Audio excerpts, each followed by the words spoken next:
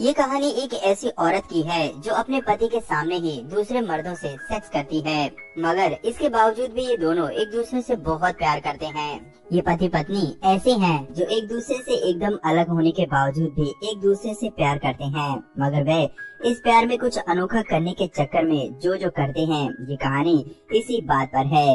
Wife Melinda Brazil की रहने वाली है, जो कि बहुत ही ओपन माइंडेड है। वहीं विक अमेरिका का रहने वाला है। उनकी एक बेटी भी है जिसका नाम ट्रिप्सी है। फिल्म की शुरुआत में हम देखते हैं कि विक और मिलिंडा एक दोस्त की पार्टी में जाने के लिए तैयार होते हैं। मिलिंडा विक से कहती है कि तुम जानते हो ना कि मैं तुमसे कितना प्यार करती हूँ। इस पर विक कोई जवाब नहीं देता। वे दोनों पार्टी में पहुँचते हैं। मिलिंडा को उसका एक पुराना फ्रेंड जॉय मिलता है। मिलिंडा उसके साथ बिजी हो जाती है। थोड़ी देर बाद विक मिलिंडा को खोजने लगता है। वह देखता है कि उसकी बीवी जॉय के साथ नीचे एंजॉय कर रही होती है। मिलिंडा को किसी और के साथ देखकर विक बिल्कुल भी सरप्राइज नहीं होता। उसके चेहरे पर दुख जरूर था, मगर वह दुखी नहीं था। पार्टी के कुछ दोस्त उसे कहते हैं, ये सब देखकर तुम कुछ करते क्यों नहीं हो, लेकिन विक कुछ नहीं कहता। थोड़ी देर बाद हम देखते हैं कि विक की पत्नी मिलिंडा पियानो बजा रही होती है। उसे पियानो बजाते देखकर विक बहुत खुश होता है। उसका ये व्यवहार बहुत अजीब लगता है। पार्टी में जॉय और विक आपस में बात करते हैं। जॉय विक से कहता है कि तुम कितने अच्छे पति हो जो अपनी पत्नी के पर्सनल लाइफ में बिल्कुल भी इंटरफेयर नहीं करते हो। तुम्हें कोई फर्क नहीं पड़ता किसके साथ टाइम स्पेंड कर रही थी। तब विक कहता है कि तुम्हें क्या पता है कि मिलिंडा का एक पुराना बॉयफ्रेंड भी था, मार्टिन। इस वक्त मार्टिन शहर में कहीं दिखाई नहीं दे रहा है। विक कहता है कि तुम्हें पता है कि वह क्यों नहीं दिखाई दे रहा। जॉन पूछता है कि क्यों। विक कहता है कि मैंने उसे मार डाला है, क्योंकि जो मेरी वाइफ के करीब आता है उसे मेरा शिकार होना पड़ता है। ये सुनकर जॉय काफी डर जाता है और पार्टी छोड़कर चला जाता है। मिलिंडा समझ जाती है और विक से पूछती है कि तुमने जॉय को धमकी दी है क्या? वह पार्टी में दिखाई नहीं दे रहा है। विक कहता है कि नहीं, बिल्कुल भी नहीं, मैंने ऐसा कुछ भी नहीं किया है। रात को विक मिलिंडा का बॉडी मसाज करता है और उसके बाद मिलिंडा कहती है कि तुम अपने कमरे में चले जाओ। इस बात से पता चलता है कि दोनों अलग अलग कमरों में सोते हैं। ऊपर से ये लोग खुश रहने का दिखावा करते हैं, लेकिन अंदर से इनके बीच कुछ भी ठीक नहीं है। विक ज्यादातर समय अपनी बेटी के साथ बिताता है। जो समय बचता है वह अपने स्नेल हाउस में बिताता है। असल में विक ने अपने घर के गार्डन में ही एक छोटा सा स्नेल कल्चर के लिए एक रूम बना रखा होता है। विक की बेटी बहुत ही स्मार्ट थी। वे अपने स्कूल के लिए एक प्रोजेक्ट तैयार कर रही होती है। ये आलू से चलने वाला रोबोट होता है। ट्रिक्सी बहुत ही समझदार थी। वे अपने मॉम और डैड दोनों के बीच एडजस्ट होने की कोशिश करती थी। विक अपनी बेटी को स्कूल छोड़ने जाता है तो ट्रिक्सी की स्कूल टीचर केली विक से मिलती है, जो कि विक की अच्छी दोस्त भी होती है। केली कहती है कि मैंने सुना है कि तुम अपनी पत्नी के बॉयफ्रेंड का मर्डर कर देते हो। जॉय लोगों को बता रहा है कि तुमने मार्टिन का मर्डर कर दिया है। तब विक कहता है कि नहीं, मैं तो मजाक कर रहा था। केली कहती है कि मजाक हो या फिर सच, लेकिन आइडिया तुम्हारा काम कर गया। अब जॉय तुम्हारे घर के आसपास भी दिखाई नहीं देता। मिलिंडा भी उसकी इस बात से बहुत दुखी थी। वे विक से कहती है कि जॉय को घर पर डिनर के लिए बुलाते हैं और तुम उसे सॉरी कहोगे। अगले दिन जॉय डिनर पर आता है। डिनर के बाद मिलिंडा कहती है कि तुम ट्रिक्सी के पास जाओ और उसे कहानी सुनाओ। विक समझ आता है कि मिलिंडा जॉय के साथ एंजॉय करना चाहती है। विक अपनी बेटी के पास जाता है। ट्रिक्सी अपने पापा से कहती है कि मॉम को वह किसी और के साथ देखना पसंद नहीं करती। तब विक कहता है कि कोई नहीं, वह सब ठीक कर देगा और उसे सुला देता है। विक बाहर निकलता है तो देखता है कि मिलिंडा और जॉय एंजॉय कर रहे होते हैं। उसे ये सब अच्छा नहीं लगता। वह किचन में जाता है और बर्तन गिरा देता है। आवाज सुनकर वे दोनों बाहर आते हैं। जॉय उसके पास आता है।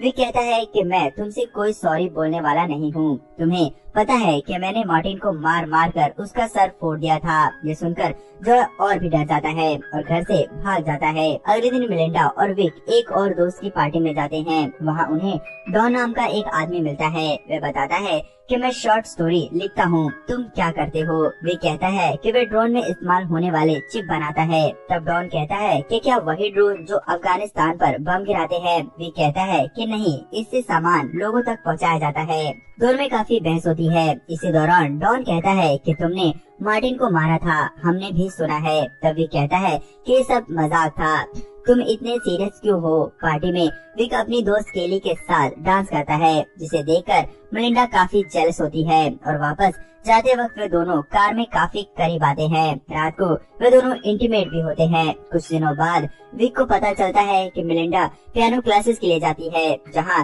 पियानो टीचर चार्ली मेलिंडा का नया बॉयफ्रेंड बन चुका है। विक स्नेल कल्चर में होते हुए भी उन दोनों के बारे में सोचता रहता है। जब विक मेलिंडा से पूछता है कि वह रात कहाँ थी, तो वह खुलकर बताती है कि वह चार्ली के साथ थी। साथ ही वह ये भी बताती है कि चार्ली उसे कैसे कैसे खुश करता है। ये सुनकर विक बहुत दुखी हो जाता है। अगले दिन एक पार्टी के दौरान चार्ली पियानो बजाता है और मेलिंडा उसी धुन पर डांस करती है। थोड़ी देर बाद विक देखता है कि मेलिंडा और चार्ली कहीं दिखाई नहीं दे रहे। जब वह उन्हें खोजने ऊपर की तरफ जाता है तो देखता है वे दोनों एक रूम से एंजॉय करके निकल रहे थे, जिसके बाद वे दोनों स्विमिंग पूल में जाते हैं और वहाँ भी एंजॉय कर रहे होते हैं। ये देखकर विक का पारा चढ़ जाता है। अचानक से बारिश होने लगती है और वे सभी लोग घर के अंदर चले जाते हैं। जब सब लोग घर के अंदर कुकीज खाकर पार्टी कर रहे होते हैं, उसी दौरान विक चार्ली को स्विमिंग पूल में डुबोकर मार देता है। उसके बाद वह भी अंदर आकर कुकीज एंजॉय करता है। थोड़ी देर बाद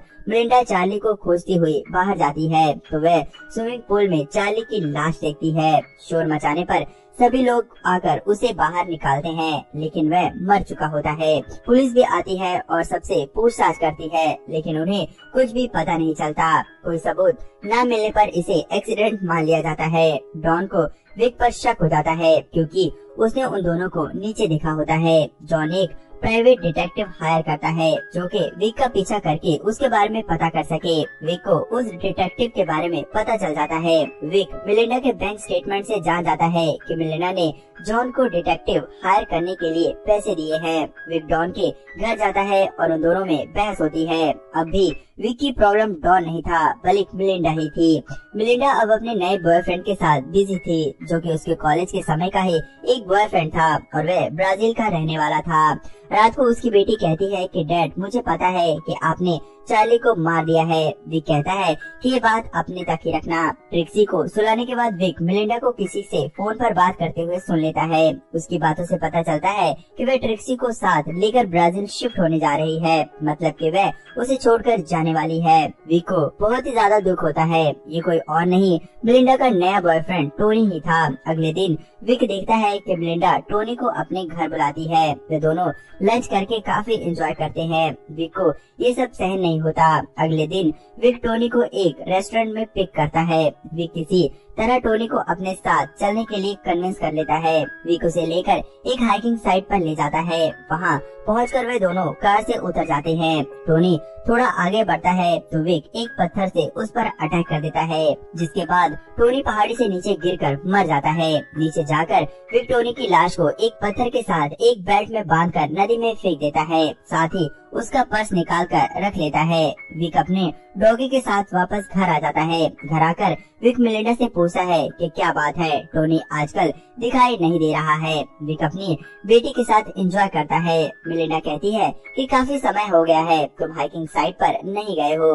वे तीनों उधर पिकनिक के लिए जाते हैं। वहाँ विक मेलिंडा को अपनी कुछ तस्वीरें दिखाता है जो उसने खुद खींची थी। मेलिंडा अपनी तस्वीर देखकर बहुत खुश होती है। वे कहती है कि तुम वाकई बहुत अच्छे हो। मेरी इन हरकतों के बावजूद भी तुम मुझे प्यार करते हो। मुझे तुमसे ज्यादा प्यार करने वाला कोई और नहीं मिल सकता। तभी विक देखता है कि उसकी बेटी नदी के पास चली गई है। वह अपनी बेटी को वहाँ से लाने के लिए जाता है। विक देखता है कि टोनी की डेड बॉडी फूलने की वजह से पानी के ऊपर आ गई है। विक तुरंत ही मेलिंडा और ट्रिक्सी को लेकर घर की तरफ निकल आता है। वे जानबूझकर मेलिंडा का एक स्काउट वहाँ छोड़ देता है। लौटते वक्त कार में मेलिंडा कहती है कि उसका स्काउट वहीं छूट गया है। विक कहता है कि कोई बात नहीं, वह कल जाकर ले आएगा। रात को विक और मेलिंडा इंटीमेट होते हैं, जहाँ बहुत दिनों बाद विक को एहसास होता है कि शायद मेलिंडा अब बदल गई है। सुबह उठकर विक साइकिल से मेलिंडा का स्काउट लेने हाइकिंग साइट की तरफ जाता है। उधर मेलिंडा सुबह उठकर विक को खोजते हुए उसके स्नेल वाले रूम में जाती है, जहाँ उसे टोनी का पर्स मिलता है। मिलिंडा समझ जाती है कि उसके पति विक ने ही टोनी को मार दिया होगा, इसीलिए वह डॉन को कॉल कर देती है। इधर हाइकिंग साइट पर विक टोनी की बॉडी को नदी में डुबोने की कोशिश कर रहा होता है।